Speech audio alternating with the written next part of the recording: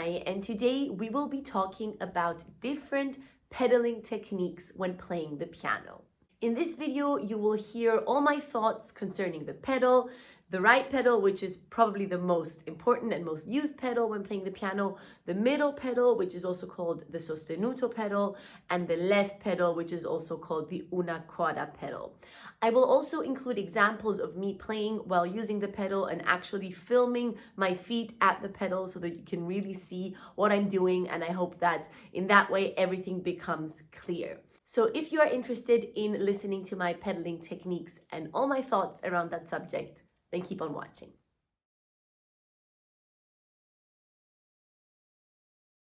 So first off, before we get into any examples, I just want to say that the pedal is an incredibly powerful tool that we pianists have in order to alter the sound, alter the atmosphere, alter the phrasing, and of course, create different tone colors as well.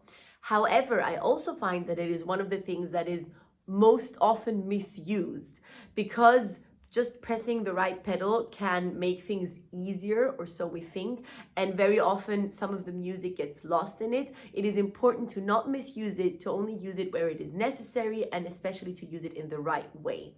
Same goes for the left pedal, the una chorda pedal. I feel like so often I see pianists just pressing it and trying to create a piano sound, but actually the una chorda pedal is there to create a different color. It's not there to decrease the volume even more, but I will get more into that later on in the video. I just wanted to preface this whole video by saying that I think it is so important to use the pedal in the right way, properly, to not misuse it, because then it can be incredibly powerful and helpful to us as musicians.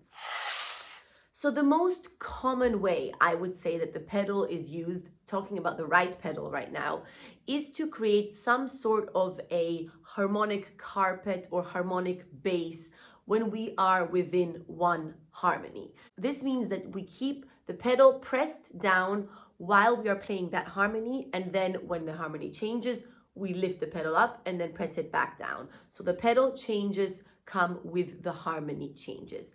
This is a very common way of using the pedal, and it is very effective. It sounds very nice.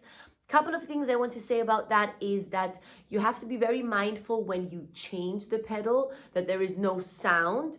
First of all, no actual pedal sound, also no sound of the hammers and, well, the dampers actually going up and down. But then also the moment when you make that change. When you have chords and then the harmony changes, you have to change it exactly in the moment where you press down the new harmony, because you don't want to lose the sound carpet, let's say, that you have created previously. You just want it to naturally transform into the new harmony. So try to avoid creating a tiny break where you hear nothing. Try to really create an illusion of an ongoing carpet, harmonic carpet, but with clear changes in the harmony.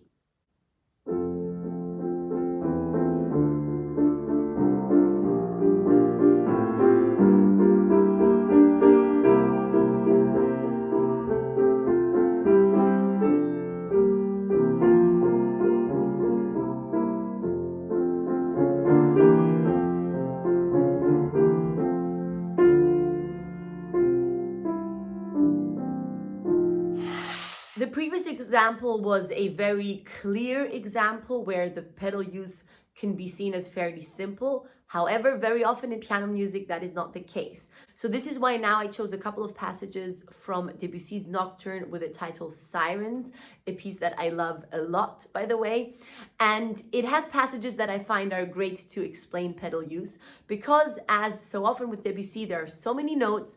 It is impressionist music, and impressionism usually includes so many sound colors, incredibly beautiful sound worlds, but also a challenge for you when it comes to pedal use.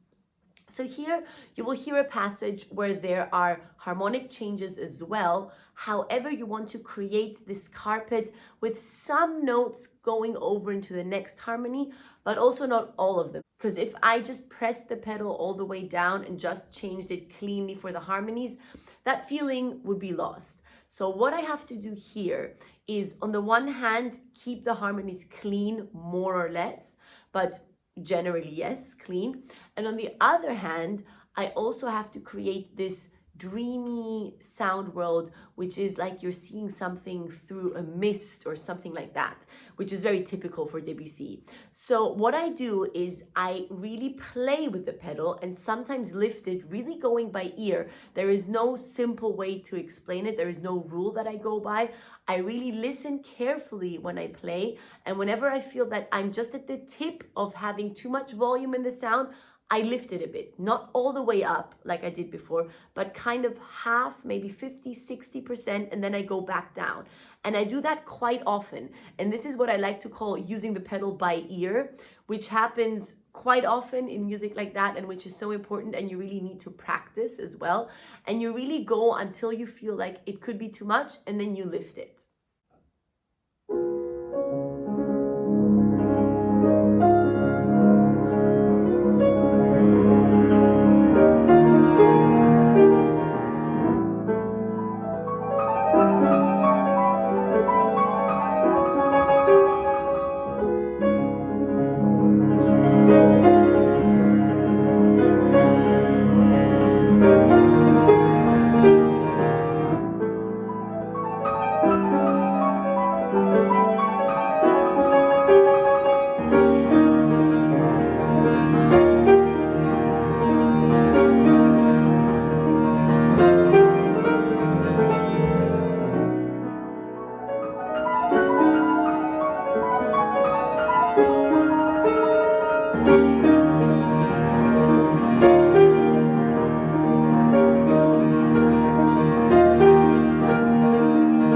Generally, it is so important to remember that there is not just black and white with the pedal. There is not just down and up, but there are so many nuances in between that. There is half pedal, there is 75%, there is 60%. There really are so many differences, and each piano feels a bit different also when you play it concerning the pedal. So when I am in a hall and I just try the piano, one of the first things that I do is actually check the pedal and really feel, so that my foot gets used to it. Where are these points where I have to press, and until where does my foot have to go in order to create certain sounds that I like? So here you see a passage where, first of all, there are 3 systems, as you can see, because Debussy likes to use a lot of notes that are not really possible to play with just 2 hands. And you can see that there is a bass note that needs to be held for 2 bars. While that bass note needs to sound on, and of course it needs some type of pedal, the left hand also needs to play completely different things, and there is no possible way to hold it with your fingers while playing the other voice. So this is where the sostenuto pedal comes into place. You might have noticed in the score that it marked pedal, but for me personally, if I press the right pedal for those entire 2 bars, then the sound is too muffled, too many harmonies mixed together, and I don't think it is ideal. So I opt for the sostenuto pedal, the second pedal, the middle pedal, whatever you want to call it.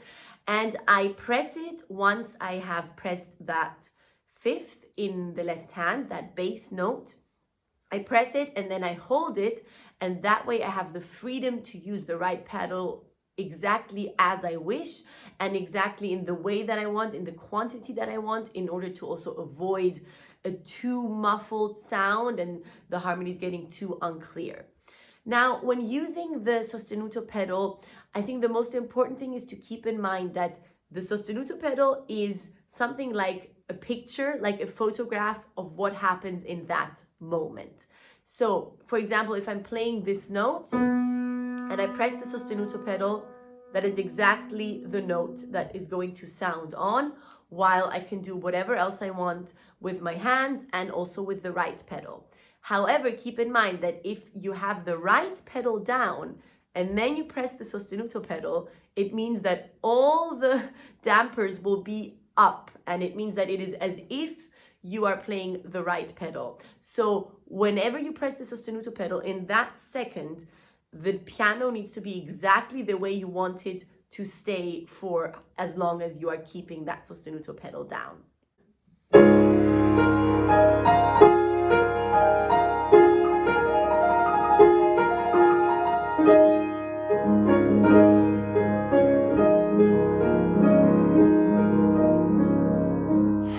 I also have a second example for sostenuto pedal use. This time it is a passage from one of Schumann's pieces. And again, basically it's the same requirement. You have a bass in the left hand that needs to go on over a couple of bars, while the other two hands, I mean the left hand and the right hand, are playing other things that require for you to actually lift the pedal up a couple of times. So again, I use the sostenuto pedal in order to ensure the bass, and then I use the right pedal as I wish on top of that.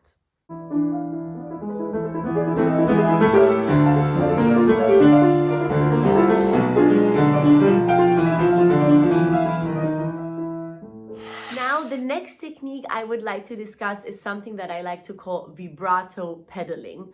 I don't even know if this is an official term, probably not.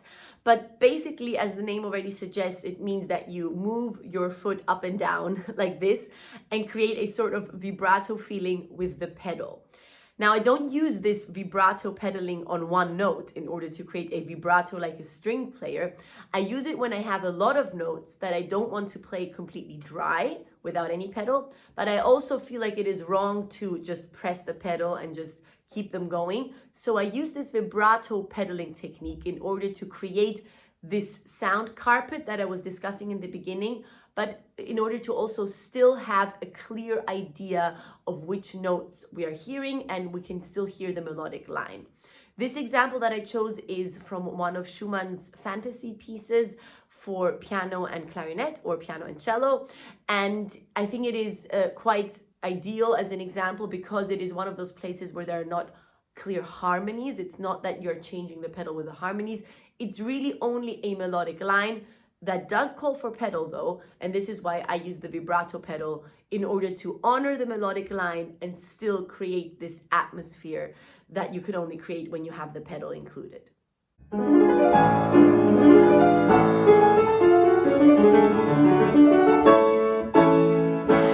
My next demonstration is not from an actual piano piece. It is just a simple chromatic scale because I wanted to use something as simple as that to show you the differences and to directly compare what it sounds like if you use no pedal, if you use full pedal, and then if you use this vibrato pedal that I was talking about. Because I find that this vibrato pedal is sometimes a little hard to grasp.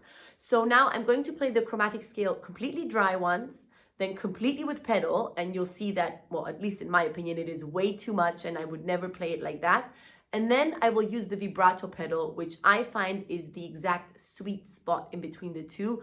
If you want to create an atmosphere around that chromatic scale, but of course not have all the notes just ring while you're playing the next ones and just have one big sound cloud.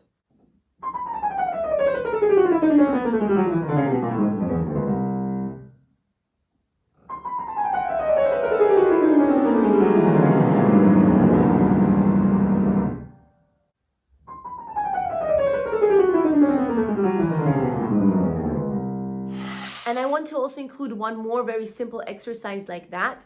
This time it just involves a chord, and I want you to play a little bit with the pedal once you have played the chord. So I'm just playing this big chord, and then you can of course let it ring and just keep the pedal down.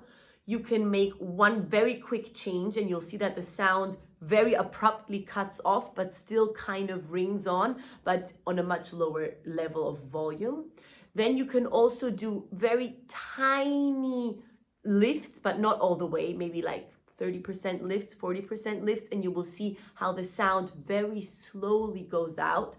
And for me, when I realized all these things that I can do with the pedal, it showed me how much control I actually have over the sound. Growing up, I actually had a very simple view of the pedal. I thought, okay, there is pedal in, pedal out, that's it.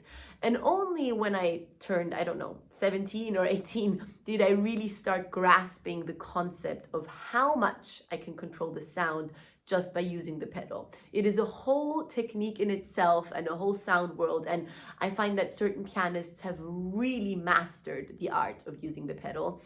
And so with an exercise like this, you can really see how you can influence the sound in ways that your fingers cannot. So if you want the sound to suddenly go away, you can do a quick change while you're not pressing the keys. Or as I said, you can very slowly lift it lift your foot only halfway or 30% of the way and thereby slowly filter out the sound. There are many things you can do to influence the sound with the pedal. So I would encourage you to play around with an exercise like that and just play a chord and see how you can use the pedal in different ways and how it influences the sound.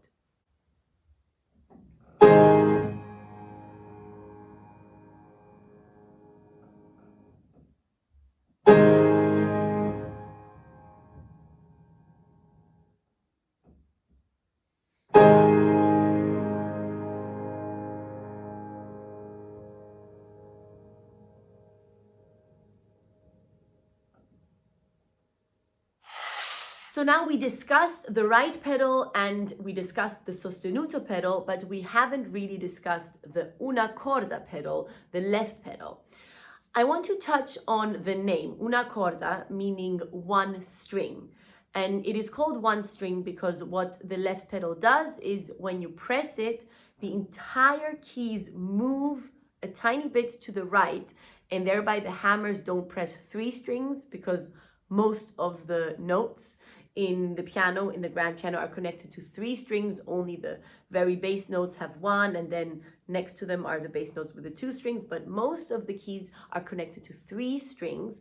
And so when you move the entire keyboard to the right a tiny bit, the hammer doesn't hit, let's say, 3 strings anymore, but only 1 string. So this is why it is called una corda instead of tre corde, which is also a musical term for no left pedal. So meaning, please make sure that the hammer will touch all the 3 strings and not just una corda. So una corda, for me, is not a pedal that you should mistreat as a tool in order to sound softer or in order to sound more piano.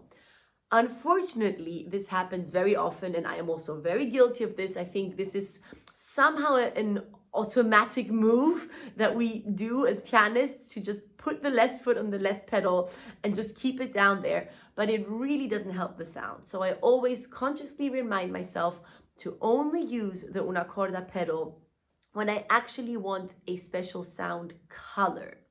So for me, it creates a kind of dark, a very intimate, a little bit shy type of sound. It is of course not as brilliant, which is very logical because there's only 1 string vibrating instead of 3. And it is of course in a way connected to less volume. So this is why we automatically think, okay, pianissimo, let's use the una corda pedal. But really, when it comes to sound volume and pianissimo, I try to create that with my fingers. And only when it comes to sound color, I try to include the una corda pedal. And what is very interesting to me is I really notice this the most when I play piano duo. I play piano for hands quite often with my sister, and I usually play primo part, so I play up here and she plays down there, which also means that she's in charge of the pedal, so she uses the pedal. And when she uses the una corda just without thinking, and I'm not even in a position to put my left foot on there, I immediately notice it. And when I'm playing a melody, I immediately say, why did you put the una corda pedal? This is supposed to be much more brilliant. I can do it with my fingers. I don't need the una corda pedal. And I know that if I were using the pedal, my automatic reaction would probably also be just putting my foot on it. But because I'm in that position, I have the luxury of kind of seeing it from the outside because I'm not using the pedal. And it really made me realize also for my solo playing how much less una corda is actually quite helpful. So when it comes to the una corda pedal, I would also encourage you to really think about where you want to use it wisely, because if you don't use it too often, the moment where you will use it will be even more effective because the sound will really change and it will be so magical. So these were my thoughts when it comes to pedaling techniques at the piano. Let me know if you enjoyed this video. Let me know if you found it helpful. I really hope that you did. And please include any thoughts or comments that I did not in the comments down below. Let me know if I forgot anything or if there is another technique that you like to use, which you find is very important and very helpful. Please share it with us. And other than that, I hope that you enjoyed this video. If you did, please leave it a like and subscribe to my channel. That would help me a lot. And I will see you again in my next video next week. Bye!